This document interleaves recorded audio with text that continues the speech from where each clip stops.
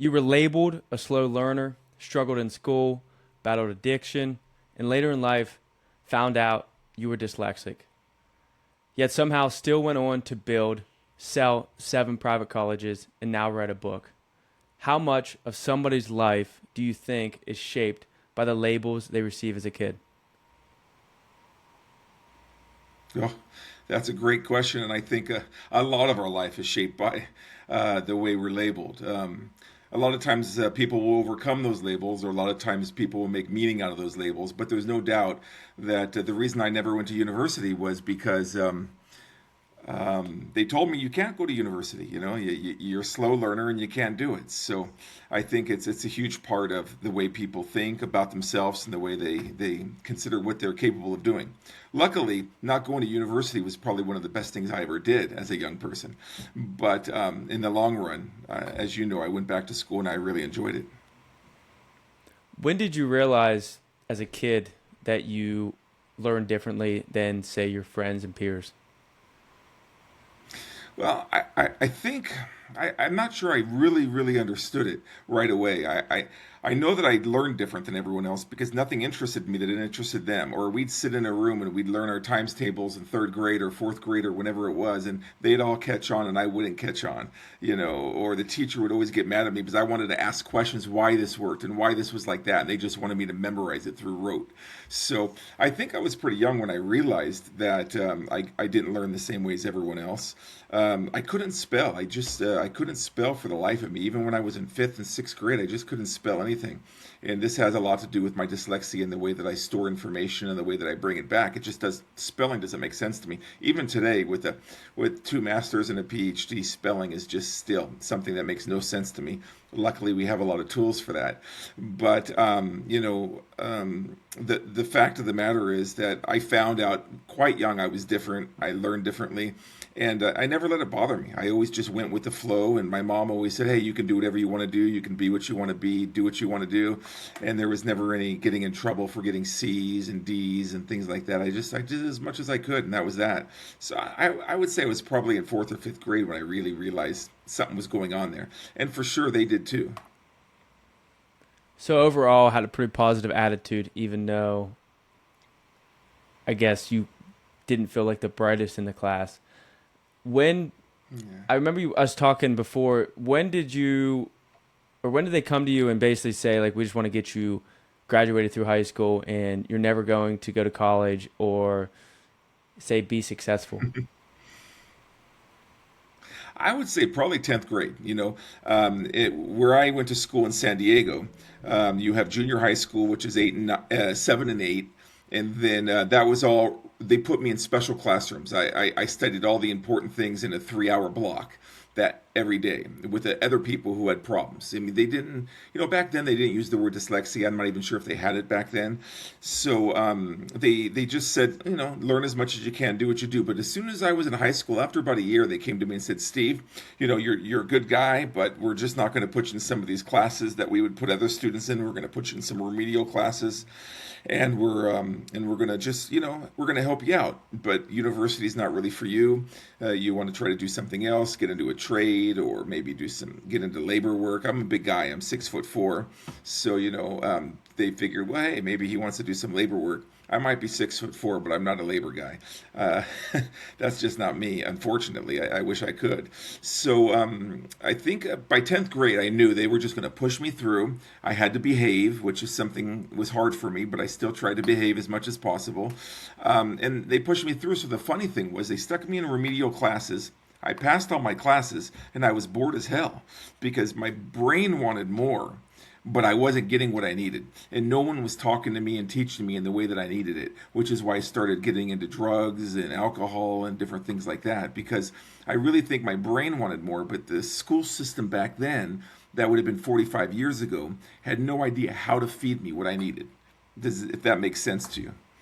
Uh, Yeah, I think it's crazy to think one, you didn't know you had dyslexia, and then years later you come to find out because I believe you took your daughter to a doctor and that's when you found out. That's when I found out. I always thought I was just a slow learner, And so what happened was, well, when I was young, when I graduated high school, again, I traveled the world for a year, lived in the Middle East, lived in Israel for a while, traveled around the Middle East, and then I came back and just got a job, I realized that maybe school wasn't for me, so I got into sales, and that's kind of what I did. But later on in the years later, I had the daughter. Me and my wife, we've had two children, and she was having nightmares around. I would say she was maybe 8 or 9 years old, somewhere around there, and she was having nightmares. She didn't want to go to school. She hated school. We couldn't understand what was going on. I mean, they were vicious. She'd wake up in the morning and scream, didn't want to go to school or anything. And so we had her tested. We went to a it's called a psychoeducational tester. So it's a psychologist that tests for learning things, learning difficulties and things like this. And so right away, it was 2.5 days of testing.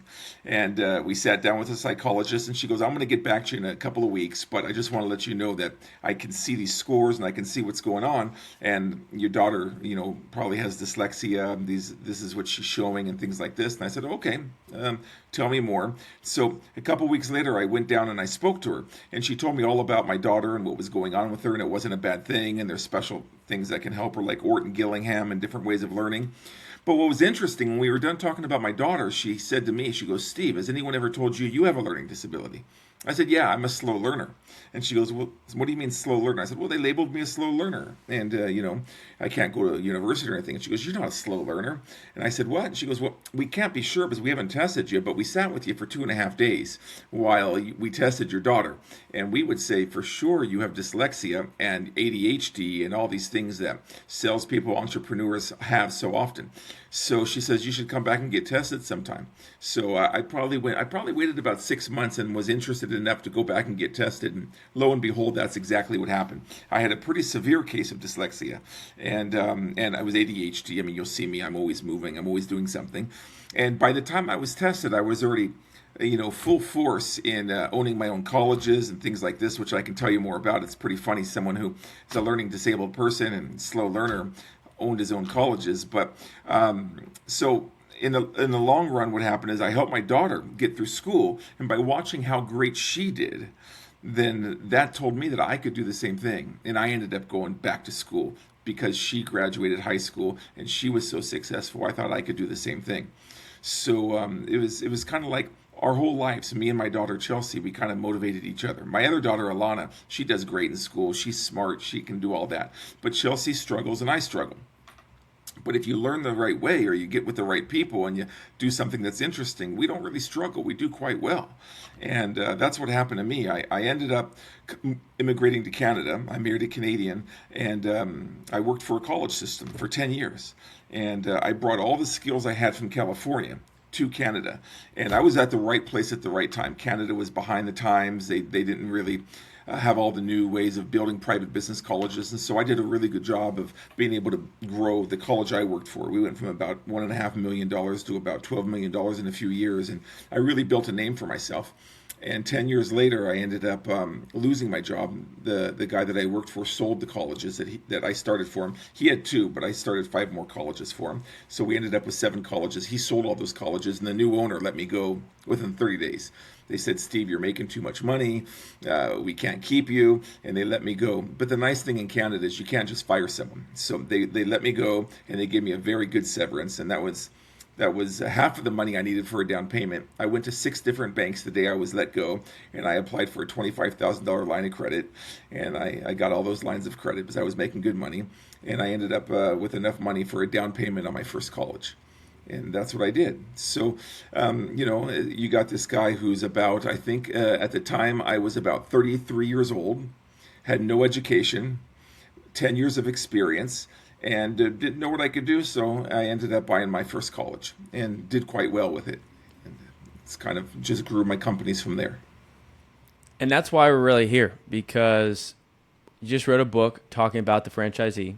And you can talk more about that now or later. It's up to you. But you took a weakness and made it almost your strong suit, going to buying colleges. Like, who would have thought? One, you bought colleges, were successful in that, and then you went back and got your PhD. Let's talk about a little bit more about how you got into the colleges and how that works. Because here in the United States, I'm sure you know, I think it's a little different than Canada. There's more private colleges, I believe, in Canada than there is in the United States. I don't exactly know how it works, but when I was Well, looking there's into much it, more private colleges here. okay. So how does a franchisee work with colleges? I have no idea. Well, let me tell you. So first of all, let me just tell you how I got into colleges. So I got into colleges because it was in our family. My grandfather owned colleges in San Diego. My mother worked for colleges in Los Angeles, and I got an interview. I got an interview to be an admissions representative, which is really a customer service rep or a salesperson. You can call it what you want to call it. Sales is a forte of mine. Why? Because I love talking to people. Why? Because I'm dyslexic. Dyslexic people love talking to people. The one thing you'll find out about dyslexic people is they're usually quite personable, and they have ways of figuring out problems their own way. I remember when I was tested for dyslexia, she gave me some math to do, and she said, "Show me all the way that you did the math. Do all the paperwork. Show me all your numbers." And I did the math problem, and I showed her how I got there, and she goes, "You got the answer right, but nobody would have gotten there the same way." And I said, "Yeah, that's the way I do math." And she goes, "That's exactly what dyslexic people do. They find ways to fix the problem themselves. They find the way their brain works, and they do it." And if you look at a lot of different people, a lot of very successful people are dyslexic. And I think it's because we think differently. We don't think like the majority of the people out there. I'm not saying it's better, I'm not saying it's worse, but we think differently. So we're problem solvers, I think, a lot of ways, because we don't just take the problem and say, "Oh, there's a problem, I'm leaving." We look at the problem and we find a way to do it. And if you take a look at a lot of people who have learning disabilities, even who have physical disabilities, the brain is an amazing thing, and we try to overcome our disabilities by being stronger where our strengths are. And that's exactly what dyslexic people do. So the way I got into colleges was just being able to find something I was good at, which was customer service and sales. I got an interview, I started, and then I learned the business for 3 or 4 years in Los Angeles.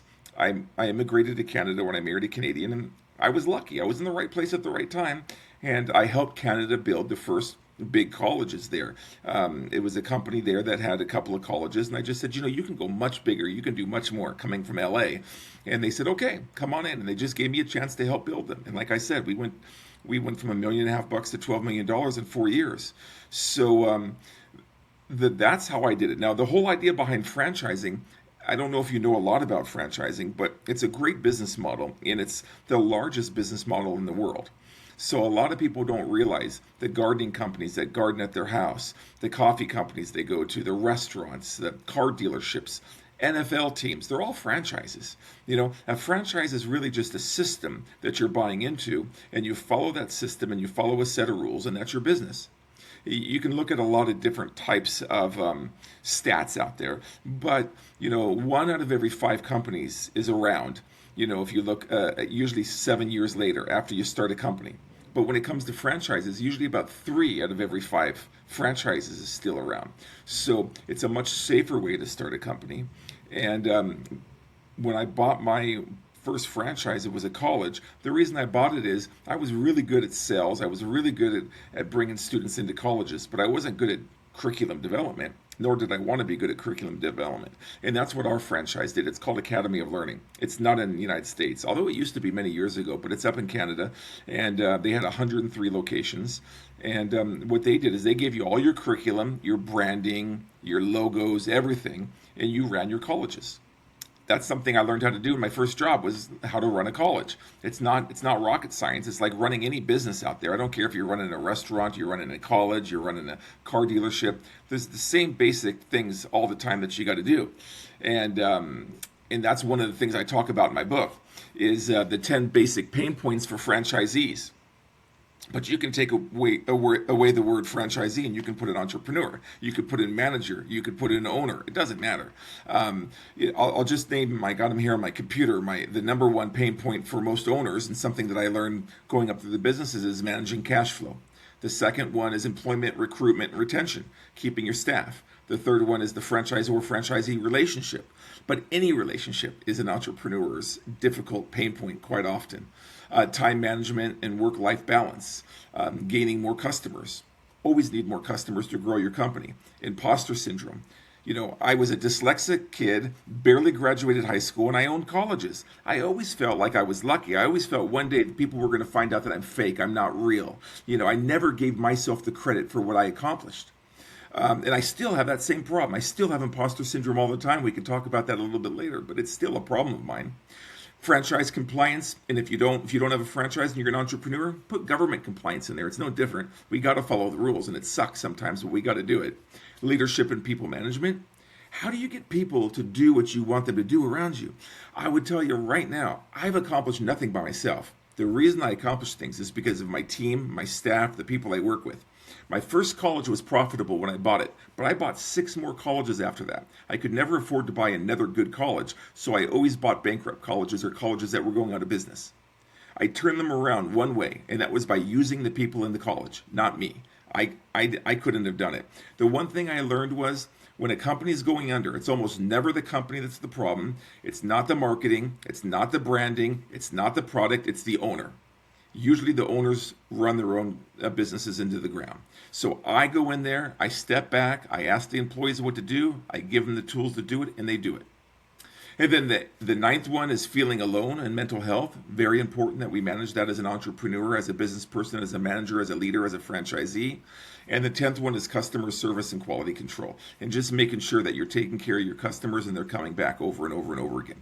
So when I figured those 10 things out, and I just applied that to my businesses, and I could take any losing business and turn it into a winning business within 6 or 7 months. I did it with an ad agency. I did it with 6 colleges. I've done it with a few different things. And now in consulting, I help a lot of people do the same thing. So now one thing you got to understand about dyslexic people is we jump all around. So I hope you're following me, but I'm always jumping around. I'm always talking about different things. Our minds are crazy. That's one of the reasons why I drank so much when I was young. We talked about my alcoholism. I drank a lot. I have 19 years sober right now, but I would drink just so I could quiet down this brain of mine because my brain goes crazy. It's like this, I call it the monkey brain. And most of the entrepreneurs I know have monkey brain too, So it's just one thing. I jump from subject to subject, thing to thing to thing. But that's kind of the things that I share with people in my book, The Happy Franchisee. And it works for any entrepreneur, to be honest with you, any small to medium-sized entrepreneur. Man, 1, sounds like a great book. 2, my brain's the same way. So I jump all over the place too. I don't know. It's like having a podcast and you try to stay on one topic. It is tough, but at least we're on the same brain length. And then going back to imposter syndrome, that is something that I relate with as well. Obviously, I'm in a different point in my career than you are. You've done it, and as I'm growing the podcast and reaching out to people like you, speaking with people that are way, I look up to. I feel the same way. It's like, when are these people going to realize I have no idea what I'm doing? But I was listening to a podcast about this guy, and he had a startup company, sold it, for couple million, and then he got on these boards, and he was like helping these bigger companies. And he said he went into a meeting, and he thought, wow, like this is like one of the top 10 companies in the world. And he thought, like, these people are gonna know, like they're gonna have it all together. And he goes in there and sits down, and he goes, I realize not even the best people in the world have any clue what they're doing.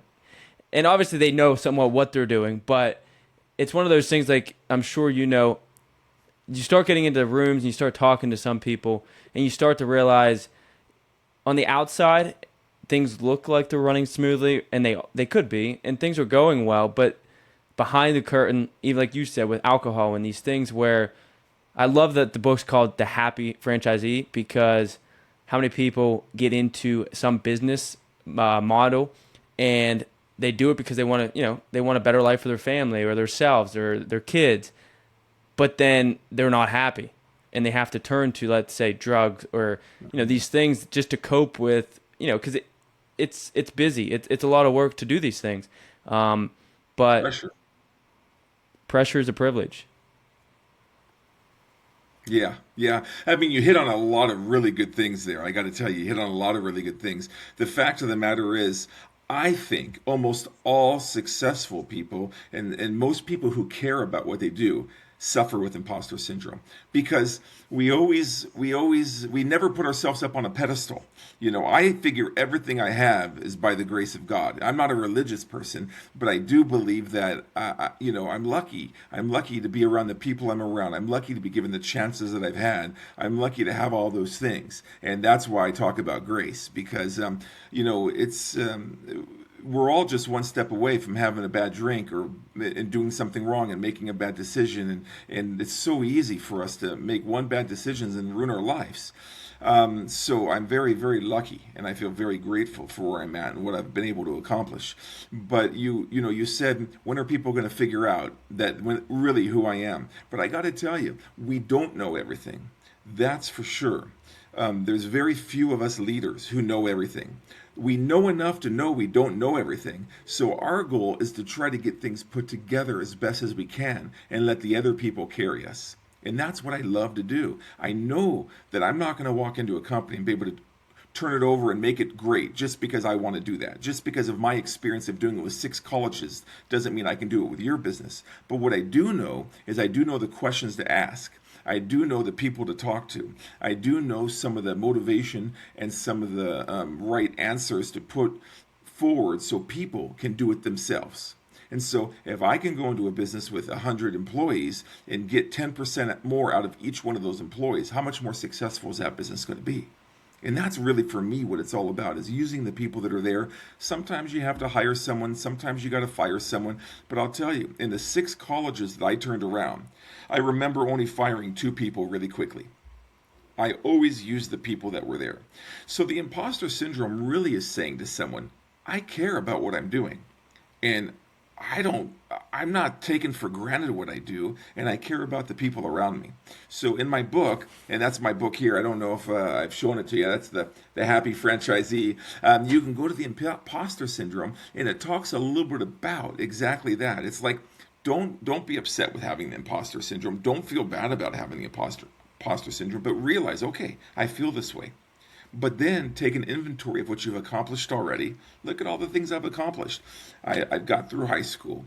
I got a job and I learned a business for 10 years. I bought my first college. I bought some more colleges. I went back to school and got a master's. I went back to school and got a PhD. None of those things were an accident. All of those things were deliberate things I decided to do, and I made the right decisions to be able to get through them. But what I'm not telling you is all the failures that I have, the delicatessen that I bought that I ran into the ground, some of the other businesses that I had that didn't do quite as well, some of the boards I sat on where I wasn't as helpful as I hoped I would be. But I'll tell you about the time that I was the president of the Shriners and did a great job, or the president of the ALS Society, and we tripled our inventory of equipment for our clients. So you gotta do well. You gotta make mistakes. The one thing I tell everyone is, don't be afraid to make mistakes. Mistakes are how you learn. If you're not making mistakes, you're not working hard enough. You're not pushing yourself enough. I always tell the staff that I work with, make sure that you're sitting on the outside of your comfort zone. If you're in the middle of your comfort zone, you're not giving me what you can give me. Sit on the outside of your comfort zone and give me everything you can possibly give me. And when you make a mistake, talk about it. Be proud about it. Let me know about it. How are we not going to make that mistake again? What can we learn from that mistake? Because I got to tell you, no one's made as many mistakes as I have. And with my staff and my management staff, when I had the 7 colleges, I used to always start out my meetings with, what mistakes have you made in the last 2 weeks? Because we met every 2 weeks with the management staff. And we celebrated mistakes, and we learned from mistakes, and we learned from each other's mistakes. And the big thing that entrepreneurs do is they say, I don't want that staff member to do that because they might screw it up. They might cost me some money. They might make a mistake. But guess what? Any mistake they can make, you can make too. So you can keep teaching yourself, and all you're doing is growing yourself, or you can let them make the mistakes and grow them and have 100 people that are learning that are going to bring you up higher and higher and higher. Does that make sense? That's what makes, I think, the average leader, the average entrepreneur, the average franchisee more successful, is when you're not sitting there judging your people, but you're supporting your people. When they're making mistakes and you're thanking them for making a mistake, and you're not getting on their case for making a mistake. I think those are the kinds of things that we do to really be more successful and bring people up. It's really basic emotional intelligence. You show your great communication skills, your relationship building skills, your empathy, your understanding, your questions, asking your staff questions all the time, just making sure we're learning together, we're growing together, and we're accomplishing a lot together.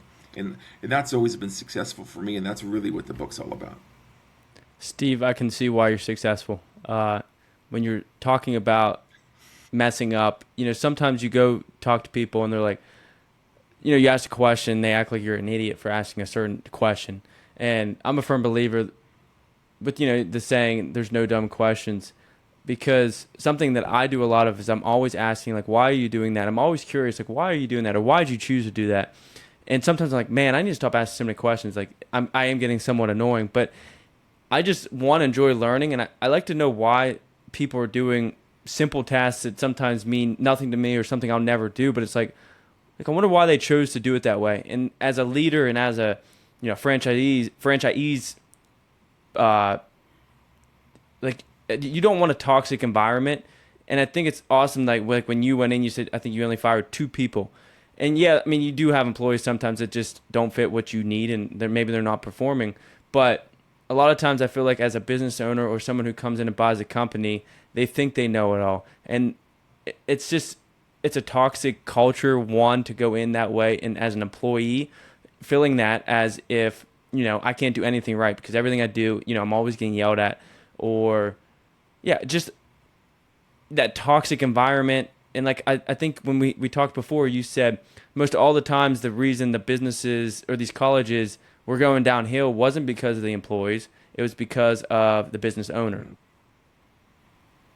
Oh, yeah, almost always. And you're right, that toxic environment is not a good one. And most entrepreneurs and franchisees, they don't mean to have it, but they do it because they're so busy. They're always working to keep their head above water, and they just don't realize they're starting to get stressed, and they're starting to push their employees, and they're not teaching their employees anymore, but they're just pushing them, and they're pushing them, and they're pushing them. I always try to say you should be teaching your staff, not just pushing your staff. But you're totally right. You got to have that kind of learning environment. It's got to be set up that way. And you got to respect the people for who they are. You got to realize that we don't accomplish anything on our own. We only accomplish we only accomplish things with people around us. And I think that's kind of what you're saying is you really just have to work with people. You have to train people, and never stop asking questions, because the only person that's going to be pissed off with you asking a question is somebody who has nothing to offer you. And if they have nothing to offer you, who cares if you piss them off? But the people who want to answer those questions for you, they want to talk to you, those are the people you want to connect with. And those are the people who you're going to grow with. And as they're explaining to you the answer that may seem so simple to them, trust me, they're learning at the same time.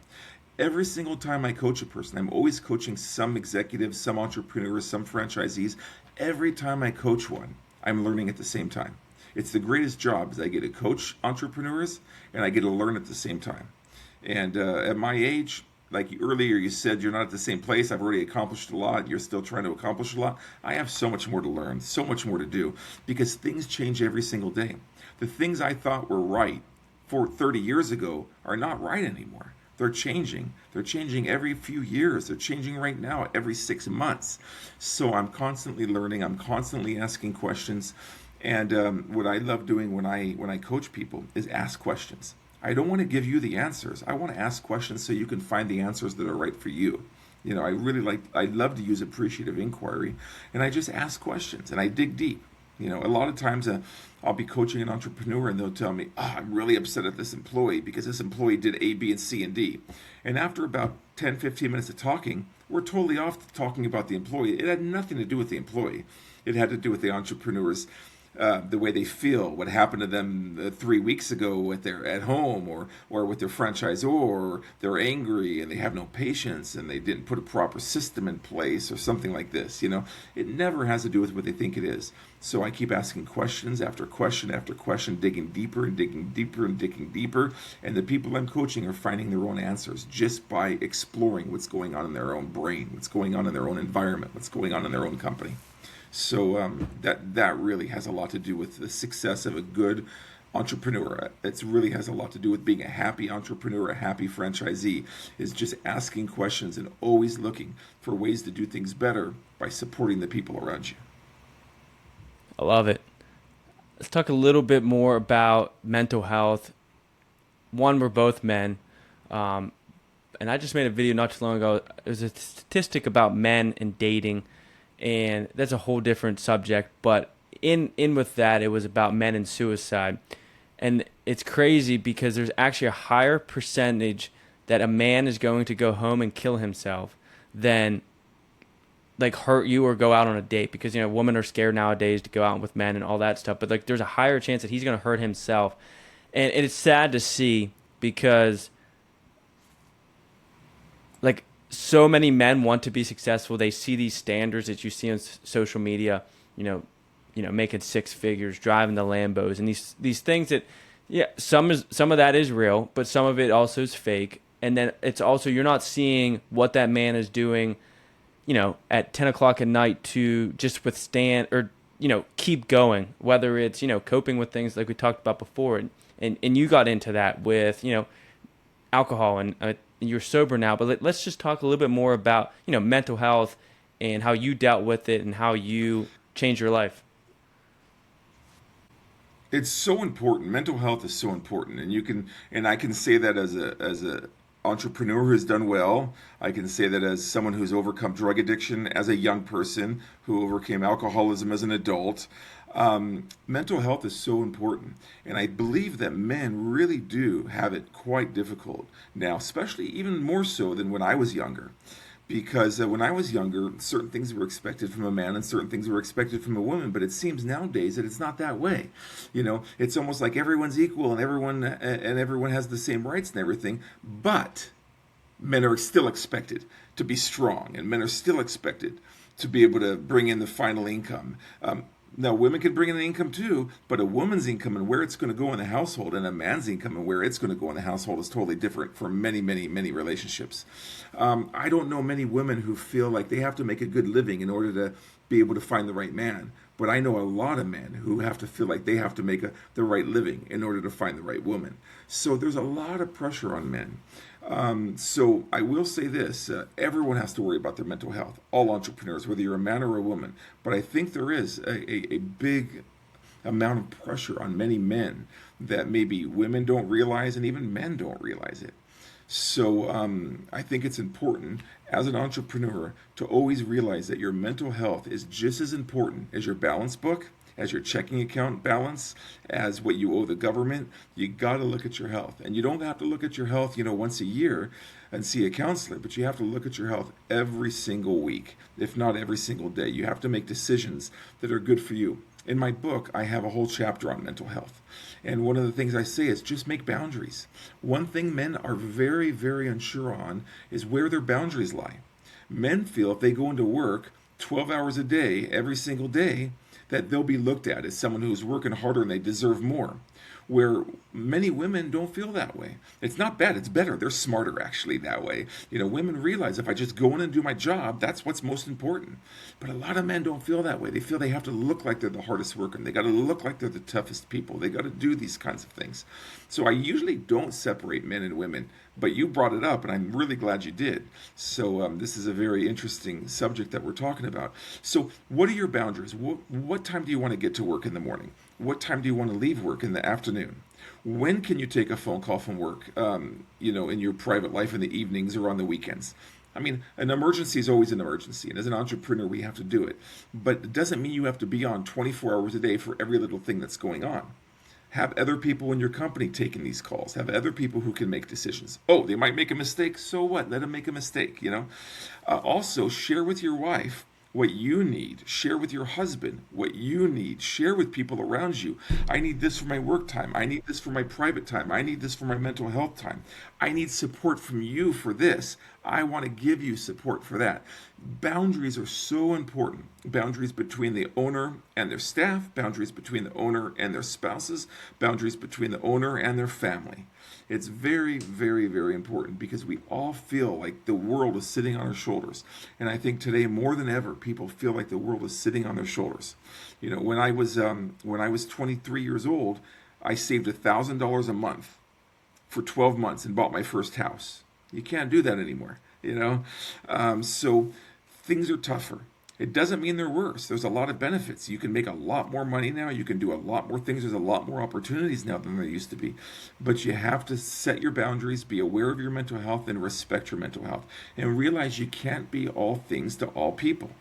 Especially a man has to understand that. They just can't be all things to all people. And remember, everything you see about the guys around you that are driving Lambos and are wearing boss suits and all this kinds of stuff, it's just like Facebook, man. Everybody posts the best Facebook moment of the week on the internet, but no one posts the bad Facebook. I'm sitting at home. I'm depressed. I don't feel well. There's no one I can go out with. I'm hungry and I don't feel like getting up and making myself dinner right now. I'm lazy.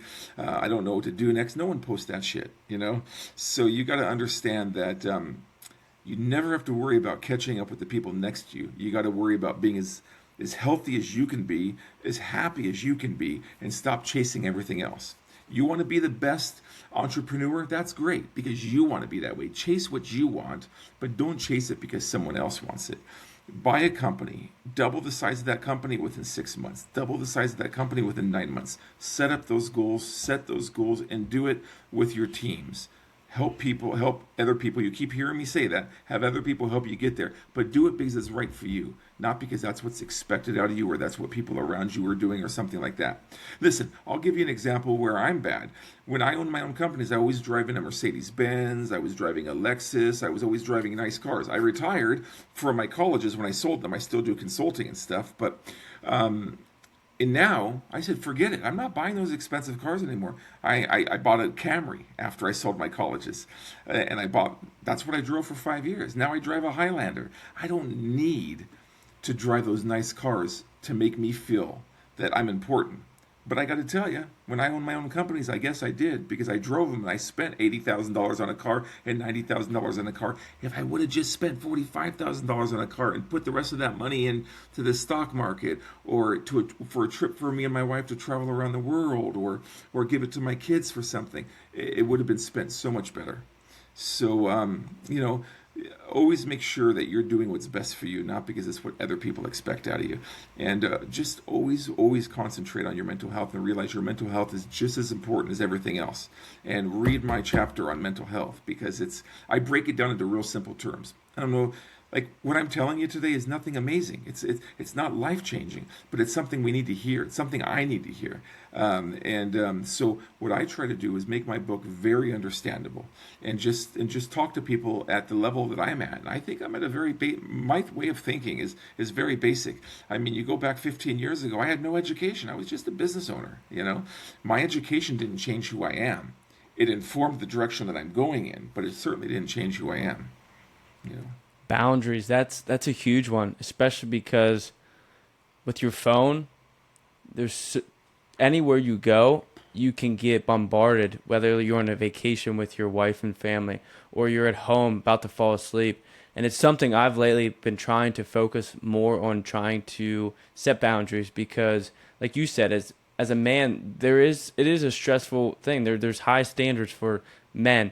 And I'm glad there's standards, but you also have to remember, like you said, do it because you want to do it, not because you want to impress so-and-so down the street, because that leads to, like, luckily, I'm not like that. With most of the things I do, obviously, like you said, you drove the car. I've definitely bought things and done things before because I thought, wow, like, someone's going to think this is cool. And then you get it and you do it and it's nothing, or it's just more stress and more headaches. But yeah, boundaries is huge. And like you said, it's nothing like mind blowing, but it needs to be said. It needs to be talked about because to me, it's so sad, when you see someone, decide that something was so stressful to them or they couldn't reach a standard that like their best option is to just end their life when, like you said, like I am a godly person, but it's just with grace and be thankful for. And to me, it's amazing to hear you say like I hate when people say I'm a self-made millionaire because in my opinion, no one's a self-made millionaire. First off, how'd you get here, right? In my opinion, God brought you here, but whatever. There's so many things that brought you along in life that people have either helped you or taught you that, yeah, you might have done it mostly yourself, but so many people have helped you and, give thanks where you need to give thanks and yeah, boundaries. And Yeah, I'm so I glad we mean, talked I about it. agree that being grateful is. Yeah, being grateful is so important, and it's hard to be grateful when you're trying to get one more thing, do one more thing, and get one more thing, and you don't stop and you think about it. The only thing that's really important to me today, at 60 years old, because I'm 60 years old right now, is my grandkids and my kids. That's all that really matters. Yeah, I'm lucky. I have a few bucks in the bank. I saved some money throughout my life. I had some good businesses. I bought and I sold them. But you know what? None of that would be worth anything if my kids weren't healthy or my grandkids weren't happy. I'd give up every single penny that I've ever earned just to make my grandkids 1% more happy. You know what I mean? So that's what's important. And how can you be grateful when you're not thinking like that? And there's people out there that are always chasing, and I promise you'll never be happy when you're chasing. You know, and I mean that's one of the reasons I say I'm not a religious person, but yeah, I believe in God too. You think I'm the if you I always say to people, well, you don't believe in God? You mean you're the most powerful person in the world? Because if you don't believe in God, you must think you're the most powerful person in the world, you know? And I kind of say, no, I'm anything from powerful, you know? So I just feel that the people around me help me. My God helps me. My friends help me. My parents help me, you know? I mean, I would be nowhere if my mom didn't say to me when I was 10, 11, 12 years old, going through all these problems, you can be anything you want to be. You can do anything you want to do, you know? So there's so much to be grateful for. And as an entrepreneur, then that's exactly what we can do. We build, we grow, and we're grateful. And always make sure you're bringing everyone around you with you. You know, one of my goals when I had employees, I said, "What do you want? What do you want out of life?" You know, and they'd say, "Oh, I want to grow your company." Okay, you want to grow my company. What do you want? What do you want for you? You know, and I remember I had one person tell me they wanted to buy a condo. You know, she had two kids. She was in her late 30s. She wanted a condo. 4 years later, I went in and helped her get her first condo. You know, I remember someone told me they wanted a car. I had many people say they wanted a car. I helped them buy their first car. That's not so hard when you're an entrepreneur and you have a good relationship with banks and things like this, and you have good employees that have been working with you for years. So my goal has always been to help people get what they get. You know, don't get me wrong. Okay, I love money and I love the things it can buy you, but I understand that there's only so much that can give you, and then everything else is just as important. Yeah, I agree. Yeah, so obviously, my early 20s, money, chasing after these certain things was something that was I wanted, but at the same time, those moments and vacations where, you go on a vacation, you spend a decent amount of money, to get there and see these things, but then when you're there and you're experiencing it, and like, I don't have a family yet, but like, I'm looking forward to that someday, spending time with your family, and like, yeah, it takes money and it costs to do those things, but those moments in life, you can't put a dollar sign on it. Memories you're going to make, you can't put a dollar sign on it. And there comes a day where, like, my parents are starting to get older now, and it's like there's going to come a day where they're no longer here, and you do anything to spend more time with them. But then, on the other side, it's like you do have some people that they just want to get more money, more money, more money, and they don't care about anyone else. And that's them. I'm not judging you. Like, everyone has their own thing, but like you said, moments with your family and friends, and like, money's nice. It's good to have. But yeah, but I think it all goes back to, like what you said, boundaries. You can make good money. You can still make time for kids. You might not be the richest man in the world, but you can still have a good life. Oh yeah, I tell you, I could have a lot more money if I didn't do my board service. I sat on a lot of boards, ALS Society, uh, all kinds of different boards, the Shriners, the different sports dinners that raised money for charities and daycare. I mean, I've sat on a lot of boards. That's what I chose to do. If I didn't do that, I could have a lot more money. But I can't even imagine not being able to help the hundreds or the thousands of people I've been able to help. I don't know if you've ever heard of the Shriners, but Yeah. I'm a Shriner. I'm a Freemason and a Shriner. And I love the Shriners hospitals. We have 22 children's hospitals, and there's no cash register. And thousands of kids are helped every month just by going to these hospitals. How can you put a price tag on that? You just can't. So I always feel that I'm lucky. I am lucky that I'm able to help the Shriners, and I'm able to help the children. It's kind of a gift that they give me to be able to go out and do that. And that's why there's boundaries. Because if all I did was help people, I don't think that would work either. I'm a human being. I need things. I have wants and I have needs. But that's where the balance comes in. That's where the balance comes in for you to have boundaries and do help and do things for yourself. Help and do things for your family. Help and do things for the ones you love. And that's all very, very important. It's all about boundaries and setting what's right for you, and we all realize it at some point in our life. Don't think that when I was 21 years old, I was thinking like this, you know? So we all realize it. Some of us are lucky enough to realize it earlier, and some of us are lucky enough, are unlucky enough to realize it late. No judgment, like you said, but it's nice. I'm grateful that I was able to realize it probably in my 30s sometime.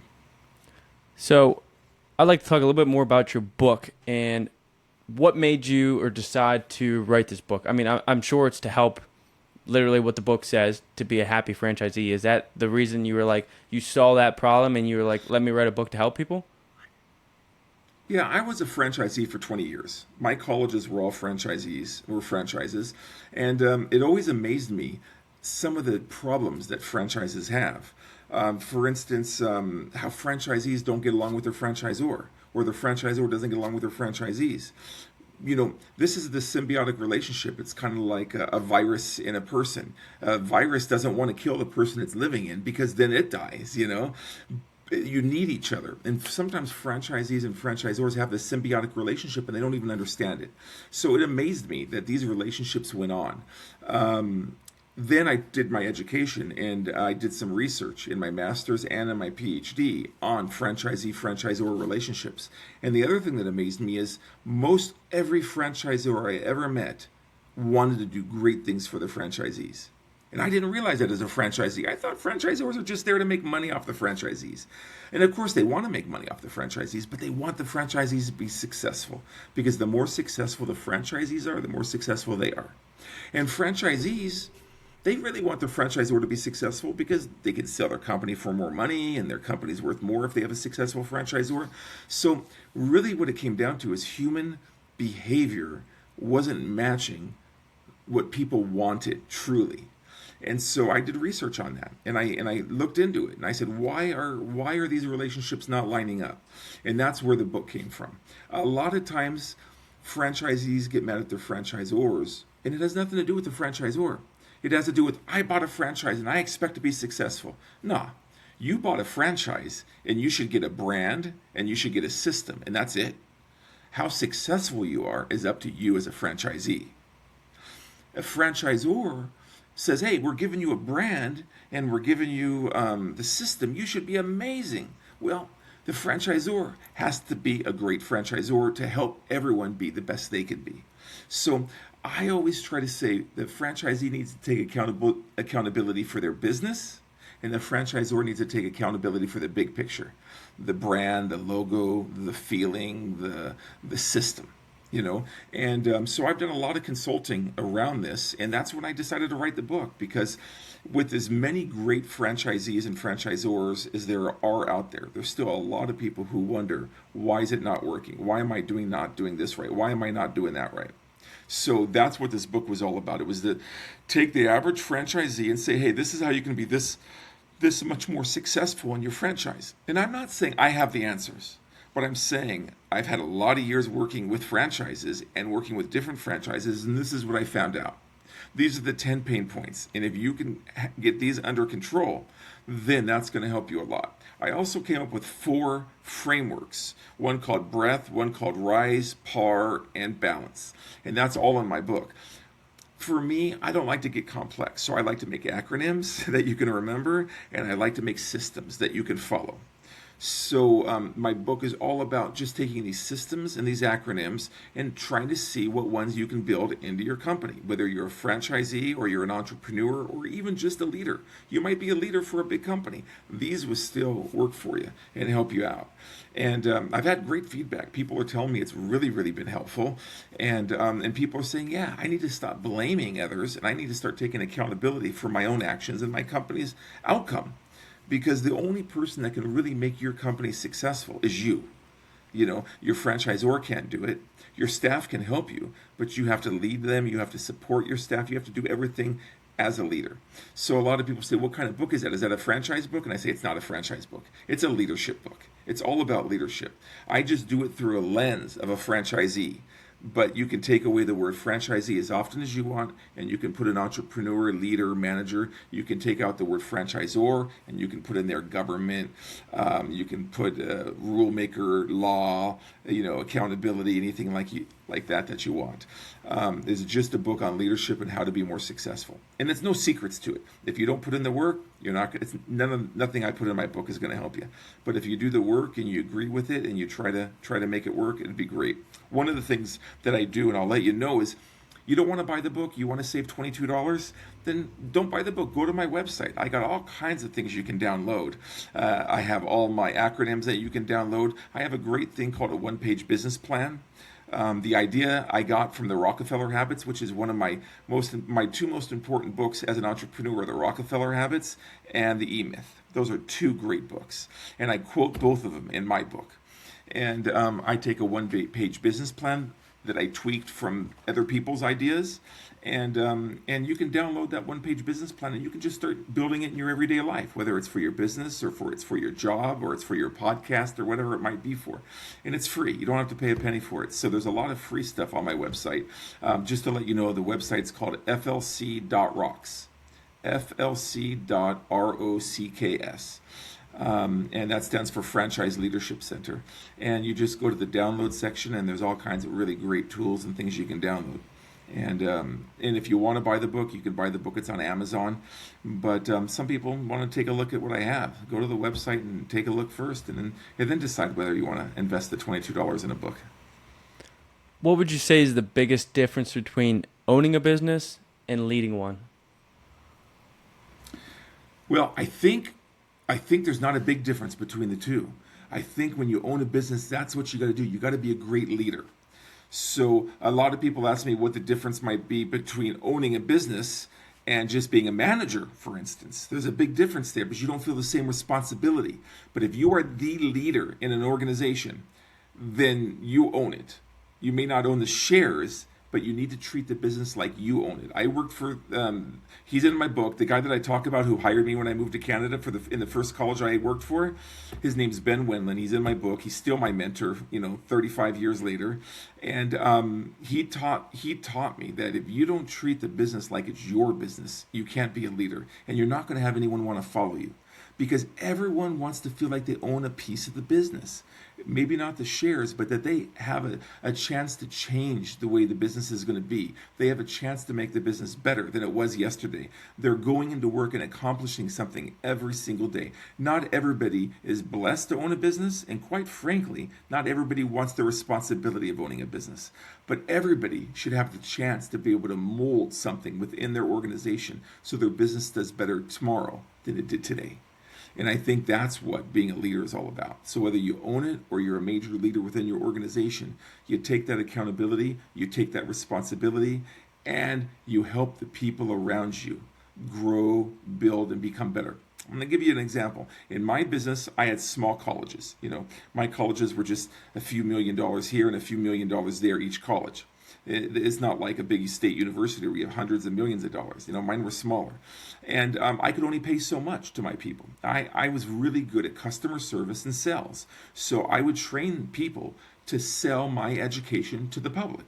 And they were good because I believe in really helping people and always telling the truth and being upfront. So what would happen is my people would make really good money because I would pay them for success.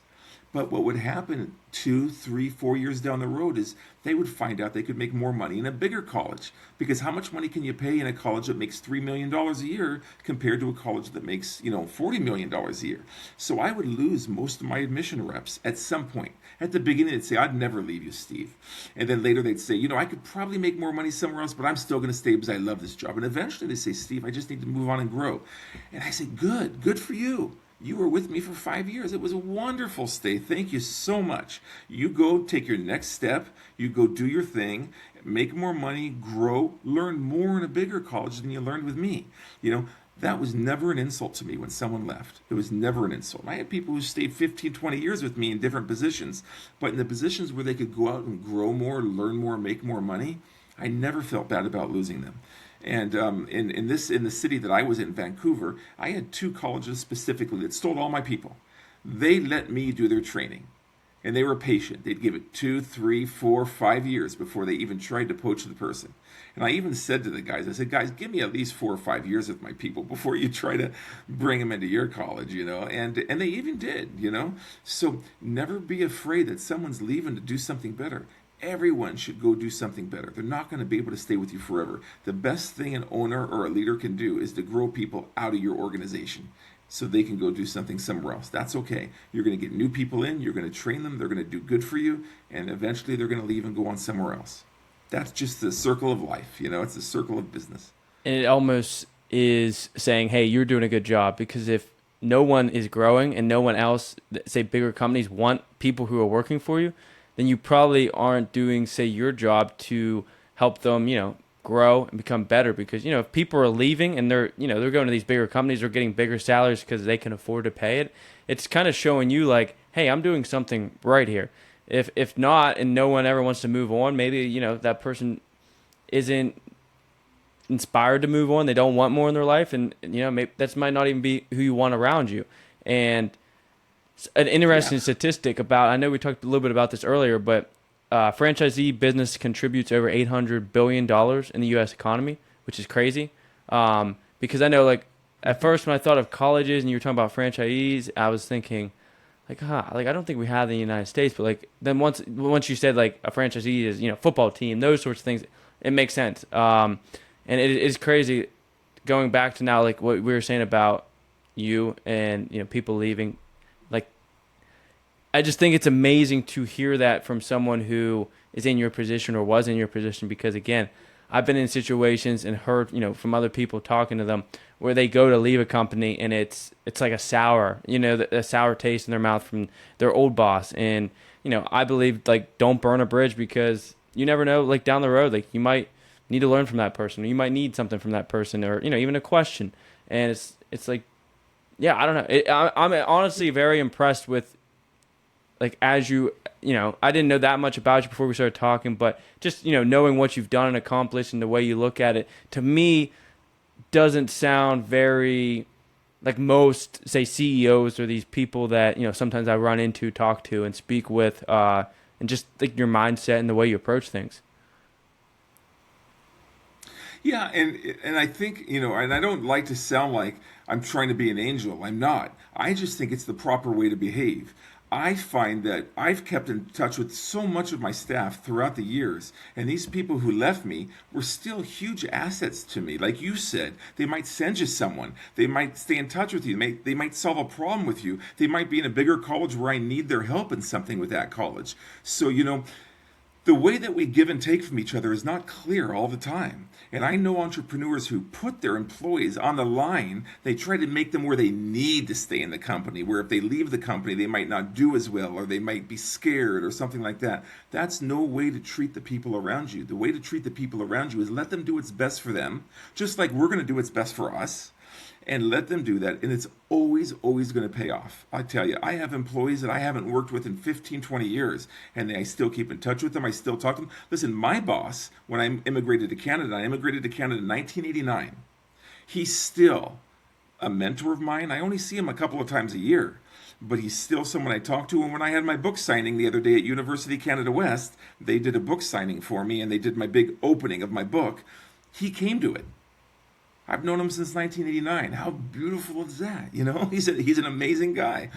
He, it's just, that's the way it is. You always have to understand that people will always need to take care of themselves, their family, and things around them. And you always need to take care of yourself, things around you and your family. Those aren't competing things. Those are actually things where we can do a lot better when we do that together.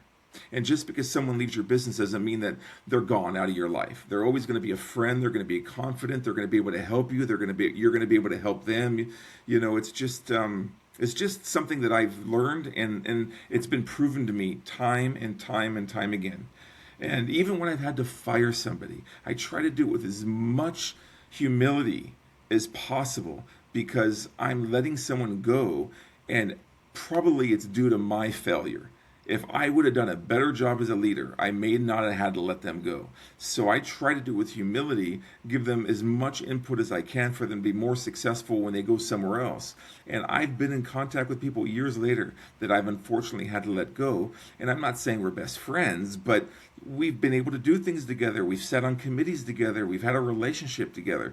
Because I think in the long run, people realize I'm not out to take from them. I'm into giving and taking, giving and taking. And that's how every good relationship should be, is a give and take. If you're going to take from someone, you better be prepared to give to them too.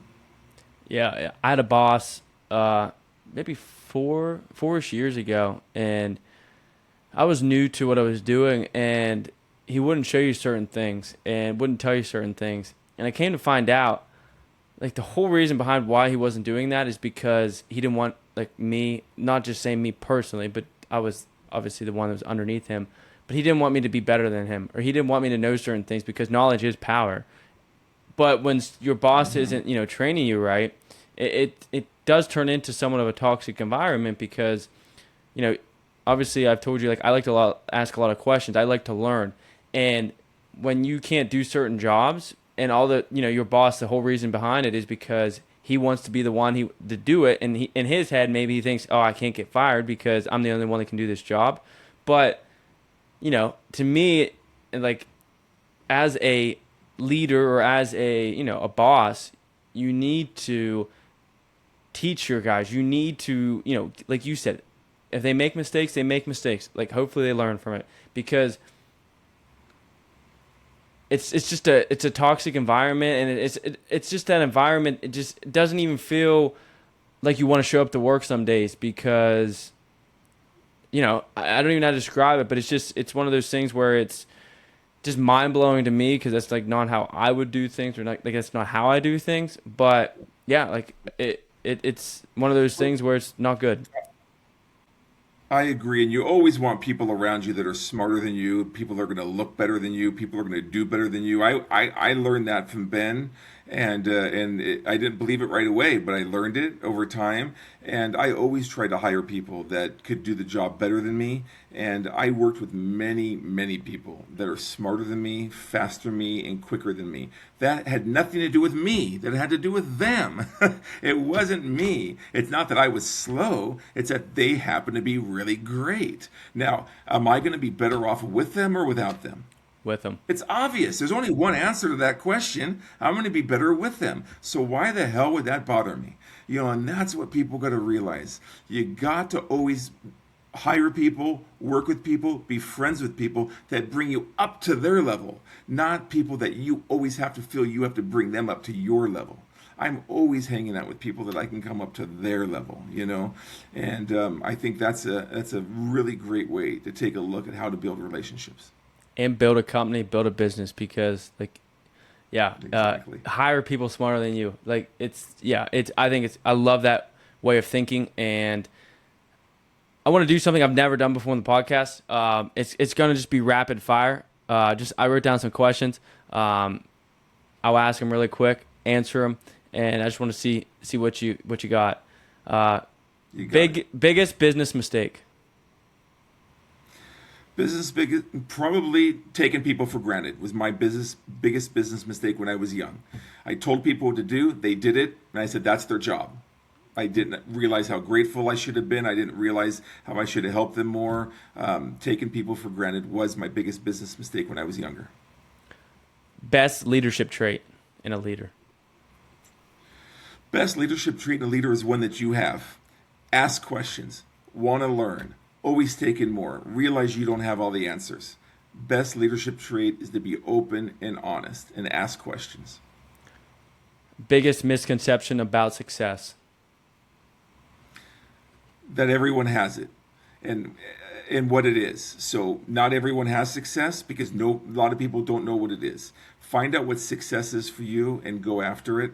But success is not the Lamborghini. Success is feeling something within your own heart, within your own body. That might encompass some money in a business, but it's more than that. It's how you feel. It's how you wake up in the morning. It's how you go to bed at night. What scares most entrepreneurs? Not knowing what's going to come next. I think it scales most human beings, but entrepreneurs are very open to it. I don't know what business is going to be like next week. I don't know what the government's going to pass a law that's going to hurt me. I don't know if there's going to be a war, and then all of a sudden my business is going to go under, and my house is mortgaged to my business. The unknown is what scares most people, and the unknown is the one thing we should never worry about, because statistically, the unknown is going to usually be positive and not negative. Statistically, more good things are going to happen to you than bad things. So, considering that almost everything that happens to you in your business, you can steer in a good position, don't be afraid of the unknown. And that's what most people are afraid of. I always say fear. What is fear? False evidence appearing real. It's something you believe, it's something you think, it's just not true, but it seems like it's true. Yes, so many things with fear. Yeah. I don't want to keep going on about fear and that sort of thing. I want to move on to the next question, but real quick, like you said, fear is one of those things. You said statistically speaking, almost always, the better thing happens than the worst. But how many times do we spend days and just fretting and anxiety about certain things, and it never happens, and then you realize, like, why am I doing this? But we'll move on. Next question: hardest season of your life? Hardest season? Yes. I think probably when I made the decision to stop drinking. That was probably the hardest season of my life. I needed to just change who I was completely when it came to that, because I was still a successful businessman, but I wasn't a successful man. I wasn't who I wanted to be, and it was a tough time in my life because stop drinking was one issue 19 years ago, but then I had to take a look at myself. Because why was I drinking? I was self-medicating. So I needed to take a look at myself. I needed to take a look at my businesses. I needed to take a look at my life. And that's when I went back to school. I went back to school 6 months after I stopped drinking. So it was probably the hardest time in my life, but it was probably also the most rewarding time in my life. And I would never have got through it if it wasn't for my family and friends and people I work with and my staff. Everyone helped me get through the hardest time in my life. I certainly didn't even begin to get through it by myself. Yeah, I wouldn't mind talking a little bit about that, just because I do think that's a lot of people do deal with certain things like that. What got you into the drinking, and just trying to relieve stress, or what was the big push behind it? I think it's my monkey brain. We all have a brain that works overtime sometimes. We have a part of our brain that we think with, which is that limbic brain. That's the part of our brain that's in the front of our head, which is where we make all of our good decisions from. And then that lizard brain that we have, the amygdala in the back of our brain, that we make our bad decisions off of. When someone says something that pisses us off, we flip them off. We say something bad, and then we go crazy from there with our monkey brains. So I think my brain went a million miles an hour. And it was tiring, very tiring. So what I would do is after work, I would just go and have a few drinks, and it would just slow my brain right down. I had a great childhood. I mean, not a rich childhood. I grew up in welfare housing for a while and then moved into a condo and things like that. But I had everything I needed. So it wasn't because I had a bad life. It was more because two things. One is to slow my brain down, and two is my dad was an alcoholic. My dad died of alcoholism, so it's genetic. It's very genetic. Addiction is a very genetic thing. So that's what I do. I used it. And then once I started using it, then I have an addictive personality. I just kept using it and kept using it. Like we say in Alcoholics Anonymous, alcoholism is a progressive disease. It doesn't start out where you're abusing alcohol, but it ends up where you're abusing alcohol. It just keeps progressing and progressing and progressing. And that's how it was for me. So once I started relying on alcohol to slow my brain down and to help me be less stressed out and to help me deal with people socially. I mean, I could go into a meeting and talk to people, but if I go into a social situation, how comfortable was I? Well, if I had a few drinks, I was Mr. Talkative, when I quit drinking, all my friends said, "Why you quit drinking? You're so much fun when you drink, Steve." They didn't realize they were insulting me by saying that, or not thinking about me, but they didn't mean it badly. They just meant you're a lot of fun. I was a lot of fun. People didn't understand why I quit drinking. They didn't see the nights that I blacked out and lost my car. They didn't see the times that I passed out in in the front yard. They didn't see the times that I made the mistakes I did with my family. They didn't see those kinds of things because I didn't show that to anyone. We were talking about that earlier. We only show the best times of our life. I only showed them when I was holding a margarita in Mexico, or when I was at a party with my hand around 5 people's shoulders. That's what I showed. That's what people saw me as. But I was a pathetic man, drinking more than I should, blacking out, losing my car, my wife having to drive me around downtown to find my car the next day. I'd go in for a brunch with my kids, and I'd end up drinking 2 bottles of champagne at brunch. It's those kinds of things. So I think that my whole thing was I got into it for one reason, and then my addictive personality took it from there. But nobody should worry about that. Nobody should say, okay, I'm a bad person because of that, because we can all change the way we behave. And I changed the way I behaved.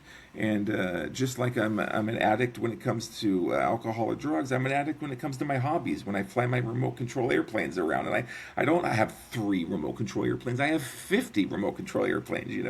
But I learned that I could put my addiction into things that are positive, like my family and my hobbies and my businesses and my consulting and things like that, So that's what I did.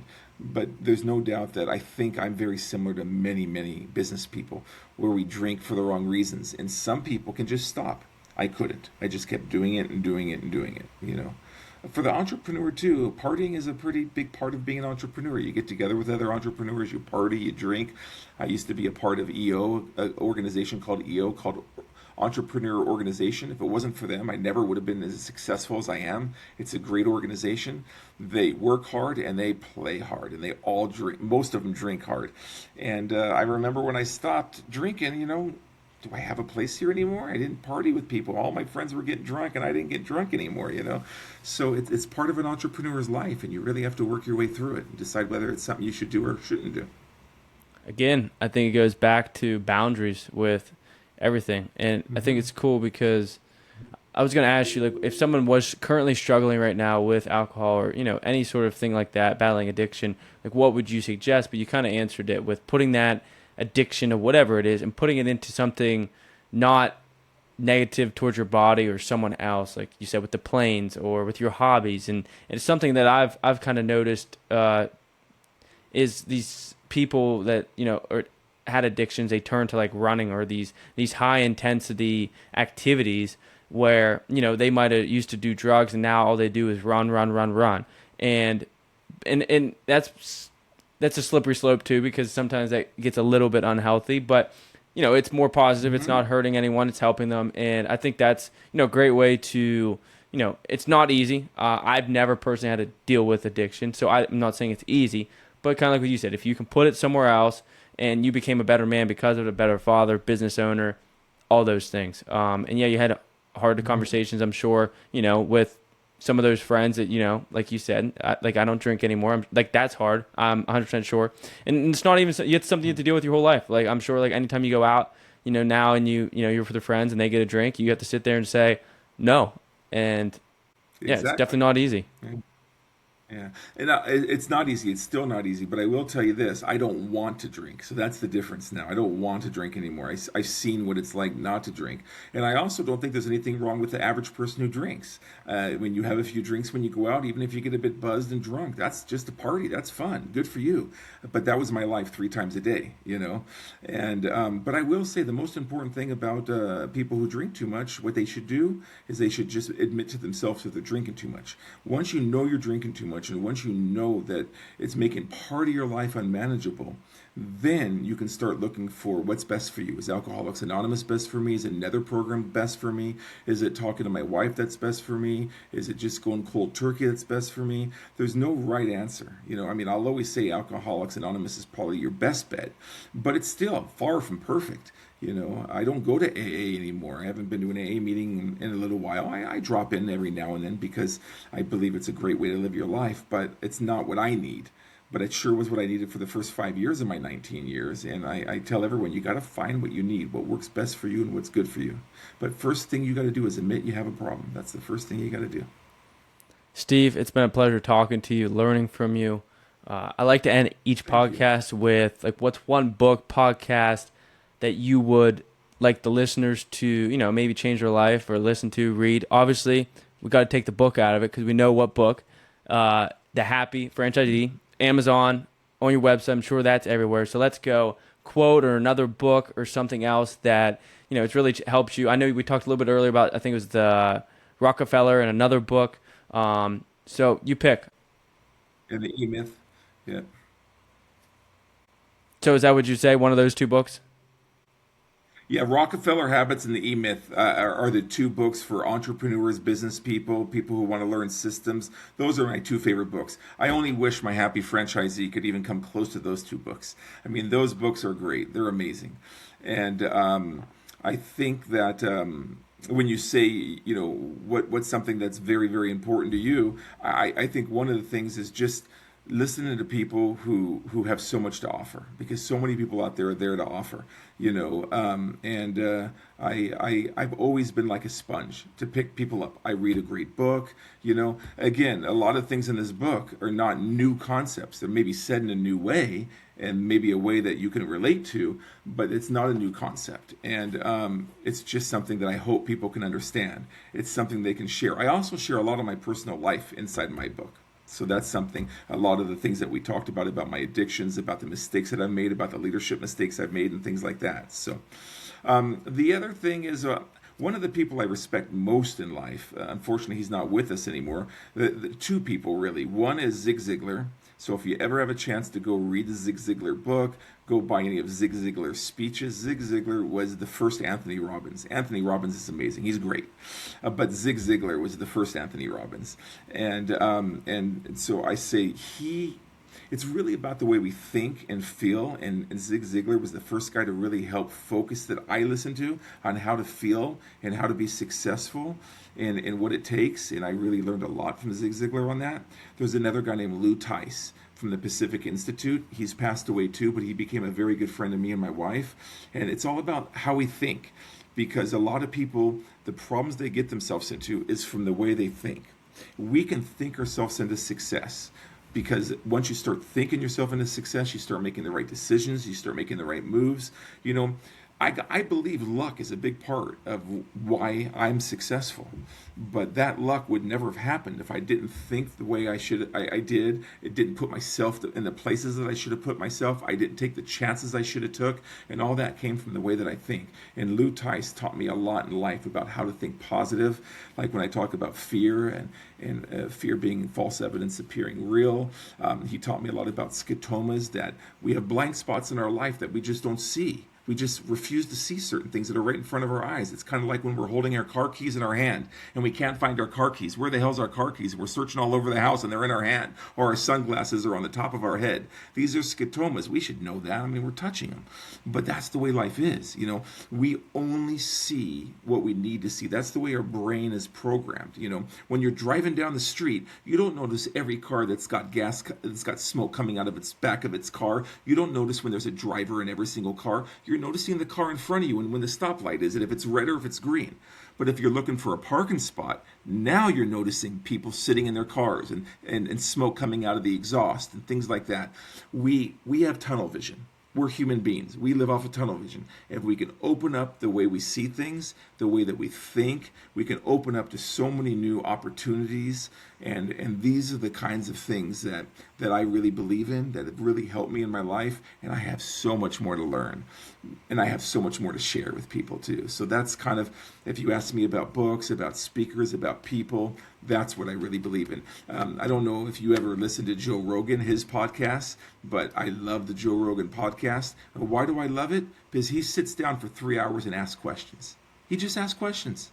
Yeah, he gives his opinion too, but he asks questions so much deeper than most places do.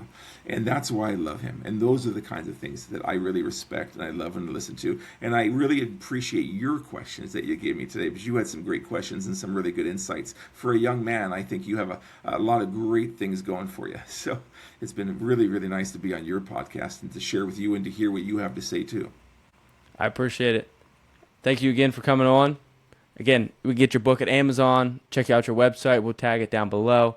And yeah, Fantastic. I've learned a lot, and I appreciate you coming on.